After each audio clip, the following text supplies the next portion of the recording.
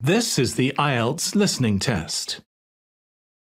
You will hear a number of different recordings, and you will have to answer questions on what you hear.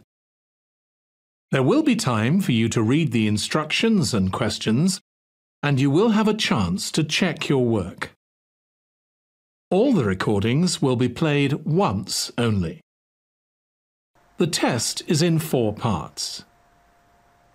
At the end of the test, you will be given 10 minutes to transfer your answers to the answer sheet. Now turn to Part 1.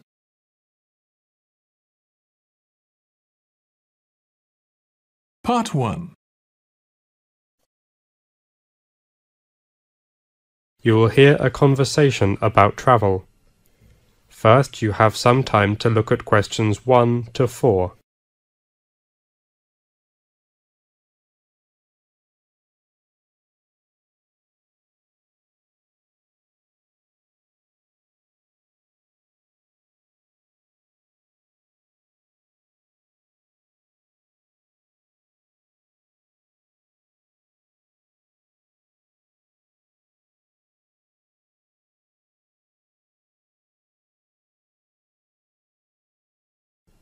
Listen carefully and answer questions 1 to 4. Hello, Cherry. What are you doing? I'm checking some information. Don't tell me that you are still working for next term's essay. Of course not. Our holiday is coming up. Yes. So I'm checking some tour information. Great. Let's talk about our holiday plan. Are you excited? Of course. How long will we have before we have to be back here on campus for the next term? We have 3 weeks holiday. Okay, so when shall we depart? What's your suggestion? Tomorrow? Oh no. Just a joking. How about next Monday? That's my father's birthday. Oh, sorry. Next Tuesday? Really? It's the 18th of July. Yes. Fine. What kind of transport do you prefer? Train or coach? Why don't we drive our private car? Good idea. We both have driving licenses. Maybe we'll have to spend much money on petrol fee. Come on, David. Okay. Let's talk about our routine. The first place, which is nearest to our position, is Manchester. Fine. I prefer to Chinatown to enjoy Chinese food, okay? Why not? I like it too. And we can buy some cooking materials there to cook by ourselves after holiday. Are you sure you can? Maybe, or maybe not. Ha ha ha ha.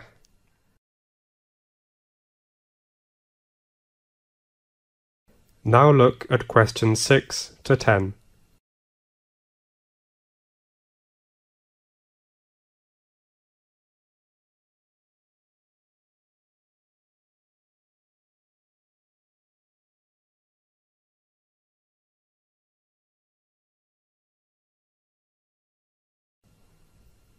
Now listen carefully and answer questions 6 to 10.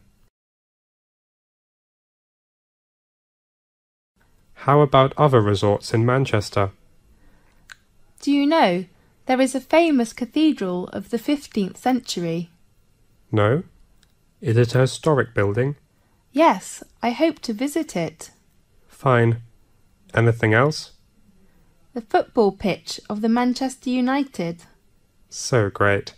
And how about BBC? You mean the building? Yes. Why not? And then we will drive to south? Yes. The next place I prefer to is London. Oh, you are so nice. I'm looking forward to the Thames River. Yes, we will visit the Tower of London. It's better in the afternoon, sundown. Romantic. Yes. And London Eye. Of course. It is said that we can see a beautiful view of the Thames River. And Big Ben, which is opposite to it. Right. How about night? We can go to Centre Area or to Barbican Foyer to appreciate an opera. I also like to visit the British Museum. Okay, me too. And the last stop? How about Brighton? That's the best choice. We can visit its local art gallery and famous beach. And seafood. Yes. Oh, where do I live? Hotel? That's so expensive. I have searched a list of B&B, which has lots of chains.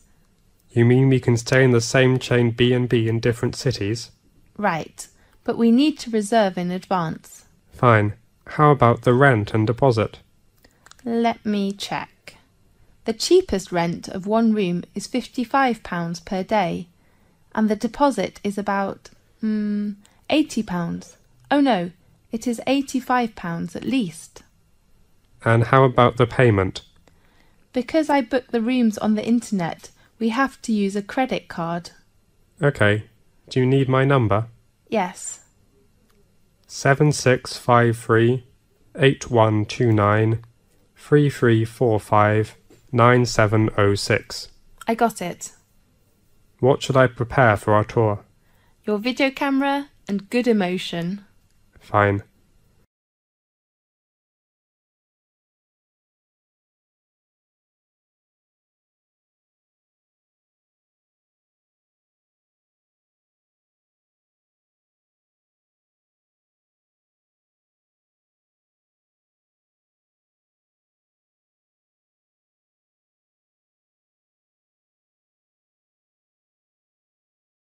That is the end of part 1. You now have 1 minute to check your answers to part 1.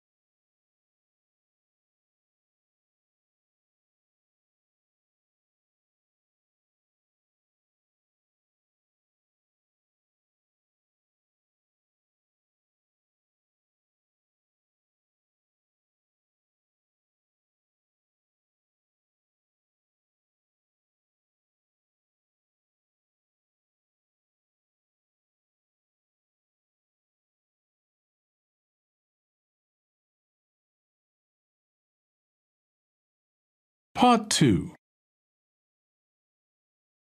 You will hear a conversation about a new membership in a club.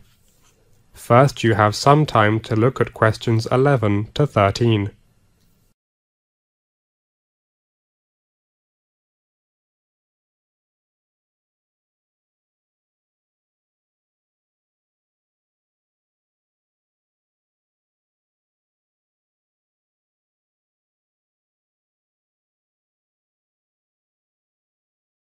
Now listen carefully and answer questions 11 to 13.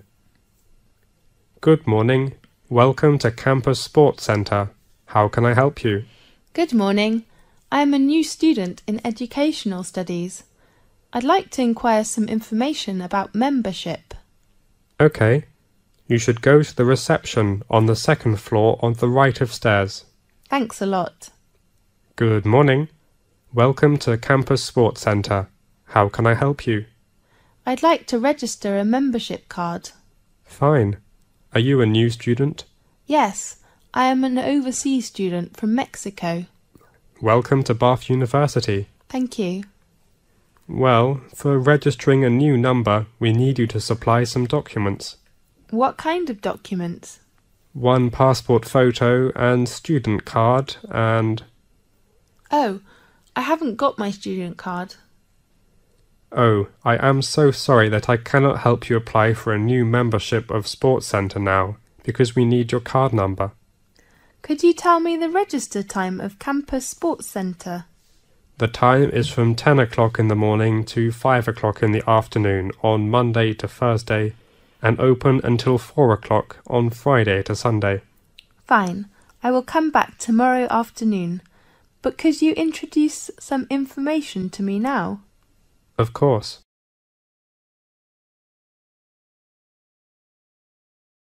Now look at questions 14 to 20.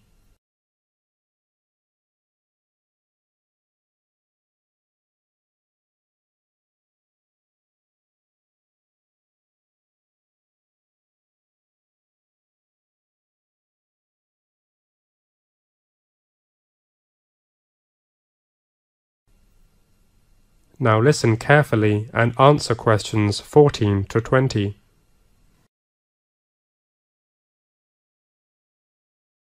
We have got a lot of sports training courses. Yes, I am interested in some courses suit for girls. Fine. We offer tennis course from 4 p.m. to 6 p.m. on Tuesdays and Thursdays. Do you have a referee? Of course, if you need. Fine.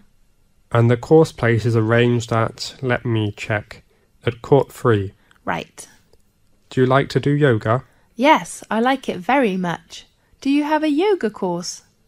Yes, we have employed a new yoga coach from India. Really? Yes. Female or male? A young lady. Great. What's the course time? The yoga course is from 3 o'clock to 5 o'clock on Wednesday and Friday afternoons. And the place? Indoor or outdoor? We arrange all yoga courses indoor. This season is in room 201. Good. And we open a new course this season for female members. What kind of new course? Dancing course. That's so great. The course time is from 6 o'clock to 8 o'clock in the evening on Fridays and Saturdays. Weekends? That's so great. The same place with the yoga course? No, it is in room 303 on floor 3. How about other courses, such as swimming? I'm so sorry, we do not have swimming pool, so you cannot find swimming course in our sports centre. That's okay. Another popular course in the centre on Mondays and Thursdays is kickboxing. What time is it? Still in the afternoons? Yes, from 2 o'clock to 4 o'clock. The same 2 hours? Right, and the place of kickboxing course is in Hall 2 on the second floor beside the reception. Fine, I see. That's the main course information. If you'd like to know about other courses, please look at our booklet and get a course timetable when you register a membership. Okay. Oh, do I have to attend an assessment? Yes, we supply all new members an assessment when they register. Okay. Anything else? How much is the fee? The annual fee is £35, but we have a discount for new members who are going to register in this week. Really? Yes, if you register this week, the fee you need to pay is only £20. But today is Thursday, you know what I mean? Yes, I will come back tomorrow. Great. See you tomorrow. See you, and thank you very much. You're welcome.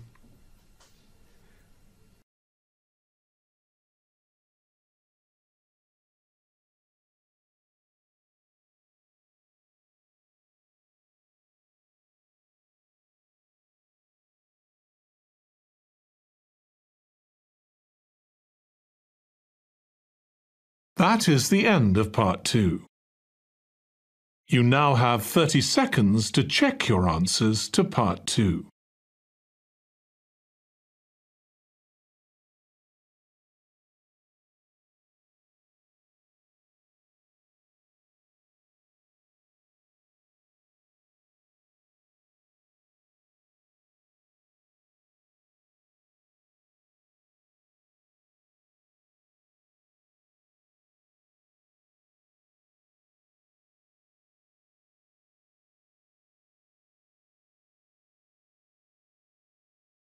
Part 3.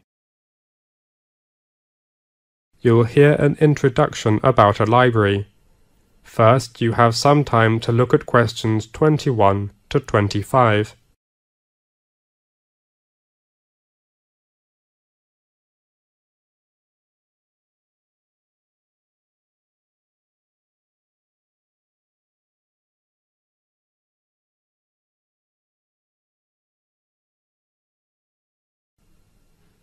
Now listen carefully and answer questions 21 to 25. Welcome to the Western Bank Library, which is the main library of the University of Sheffield. I am Chris Lee, a library staff. I'd like to give you an introduction of the library. The Western Bank Library aims to provide access to the information resources required by members of the university for research, learning and teaching. There is a wealth of materials to support learning and research at the university. Over 1,300,000 printed volumes and an extensive range of high-quality electronic resources. Many resources are accessible from off-campus via the Internet. All members of the university may borrow books from the university's library. In order to borrow books, periodicals and non-book items, you must possess a current university library U-card. The U-card is also your library borrower card. You will get the U-card from your department and then you should visit our website. First to click star to register your account and get your password. Once you have borrowed items, you are solely responsible for their security and well-being until they have been removed from your account. About the number of borrowing, we offer 10 books for first and second year undergraduates, 15 books for junior and senior undergraduates, and 25 books for postgraduates. All books, unless requested by someone else, can be borrowed for the following periods. Part-time and distance learning taught course students can keep books for 2 weeks, and registered students and university staff can get 4 weeks. Your self-service receipt or the date label in the books will tell you the date when you should return the books. Please check this carefully as the items may have been requested by someone else and have a shorter loan period. Some important reference books with red colour labels cannot be taken away from the library. If you want to read them, please go to the closed reserved room on the second floor of the library. If you want to keep books for longer, you can extend the loan by renewing. There are 2 ways to renew. You can bring your U-card to the library counter or phone to the renewals hotline. The number is 011 422 27201.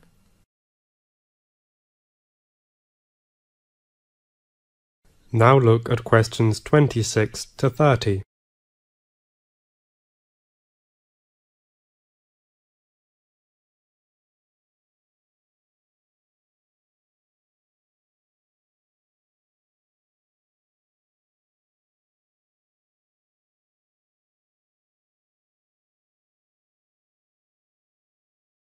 Now listen to the tape and answer the questions 26 to 30. If a book is requested by someone else, you may keep it until the due date, but you won't be able to renew it. However, if another copy of the book is returned by another person sooner, this may mean you can renew your book. It is essential you check your account regularly to ensure no one has reserved the items you have on loan. You can also use reservation system service to reserve the book if you cannot renew it. I do really hope you can have a habit of checking your library account every day to view and renew your loans and see details of any charges. Please note, if you have overdue books on your account, you must go to library counter to pay the fine. Otherwise, you will be blocked from borrowing any further items. Fines start from £2 to more than £50, depending on different faculty and items. The library provides a range of photocopying services and a printing service. Usually, the photocopy charge of black and white A4 sheet is £5. Colour A4 sheet is £50. You can deposit some money into your U-card because we do not accept any coins. The Western Bank Library opens at 9 o'clock in the morning and closes at 9 o'clock in the evening on Monday to Friday. At the weekends, the library opens until 6 o'clock in the evening. I'd like to remind you, no snacks and noise in the library. The last but not least, if you change your address, please inform us. The library will not be responsible if important mail goes astray, resulting in payable fines. Well, any questions?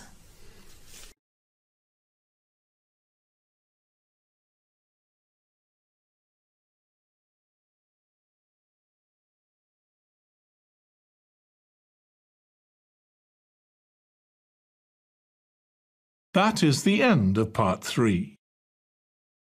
You now have 30 seconds to check your answers to Part 3.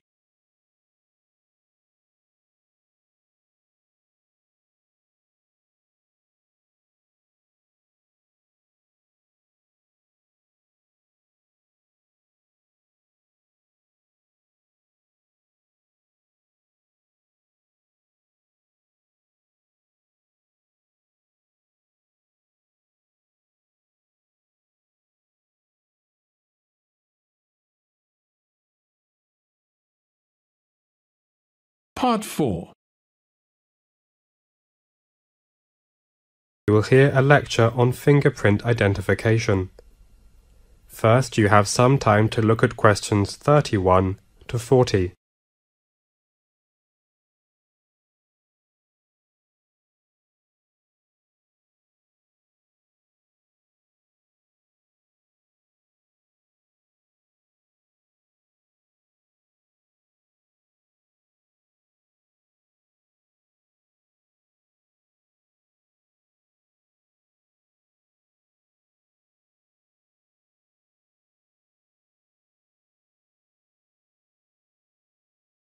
Now listen carefully and answer questions 31 to 40.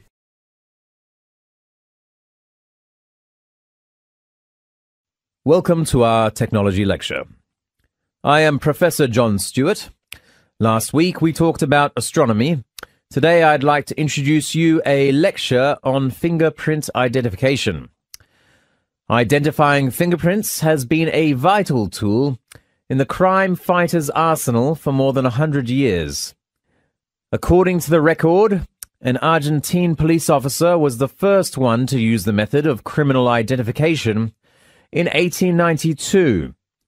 He proved that a woman was guilty of murder because a bloody fingerprint at the crime scene had to be hers. Nowadays, fingerprint forensics are about to take a huge leap forward, from physical to chemical. Scientists have unveiled a new technique that can extract a lot of information. So, the physical print itself is identification, but there's a lot of information that's contained in those fingerprints. Then, what are the main functions of fingerprint identification technology? Scientists have summarized its 4 functions. The first one is to create an image, which is an important beginning. And then the second one is to get characteristics. And the next one is to keep information. And the last one is to contrast data. Meanwhile, some experts have pointed out that fingerprints are actually a transfer from our fingers onto an object to chemicals. Those chemicals could be things that we've handled already, or recently, or they could be secretions, oil, and sweat from our bodies. We can use a technique named mass spectrometry to identify all those substances, even if they are in tiny amounts. Graham Cooks from Purdue University in the United States has explained how the technique works in his paper. As he points out, experts can get the information in a very, very simple and straightforward way using a new type of mass spectrometry. His experiment is to make a fine mist of a solvent like water and to provide an electrical charge to those little droplets that constitute the mist and to direct that at the object, for example, a fingerprint, and then spray that in a very fine fashion with high precision as these droplets arrive. They create a thin film, liquid obviously, on top of that surface. The chemicals in the fingerprint dissolve in that liquid. Another drop arrives, splashes against the film, creates smaller droplets, and those smaller droplets are sucked up into an instrument, the mass spectrometer, then dried off, and they are identified. The whole process of recording the mass spectra of a single spot on a fingerprint takes a fraction, a few tenths of a second.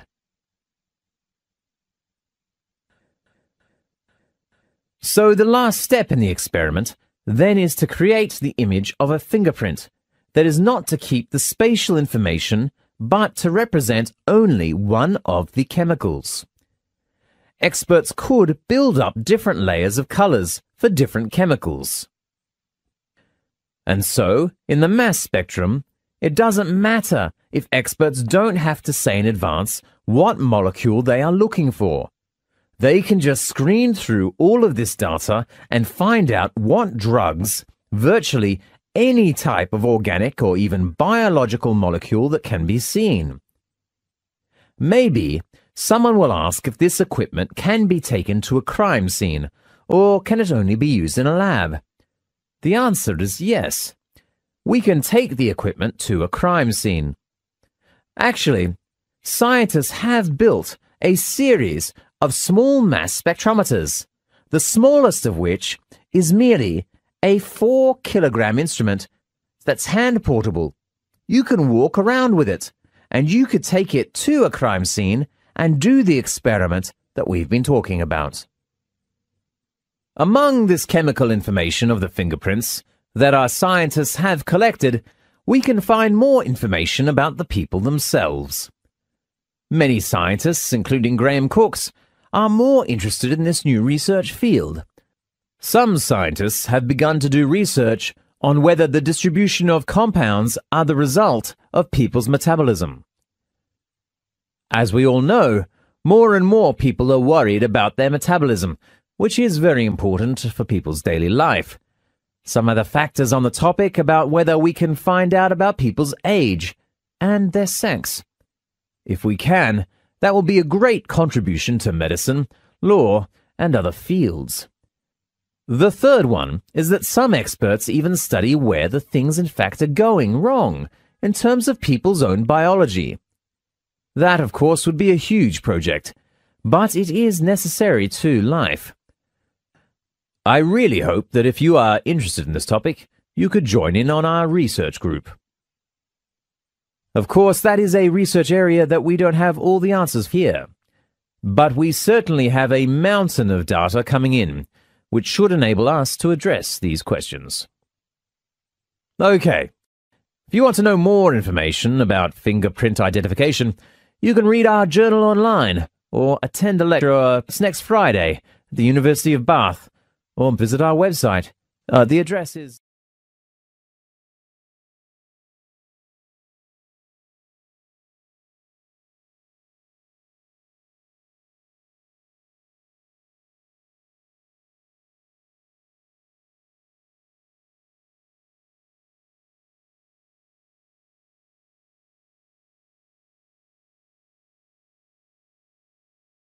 That is the end of part 4. You now have 1 minute to check your answers to part 4. That is the end of the listening test. In the IELTS test, you would now have 10 minutes to transfer your answers to the answer sheet.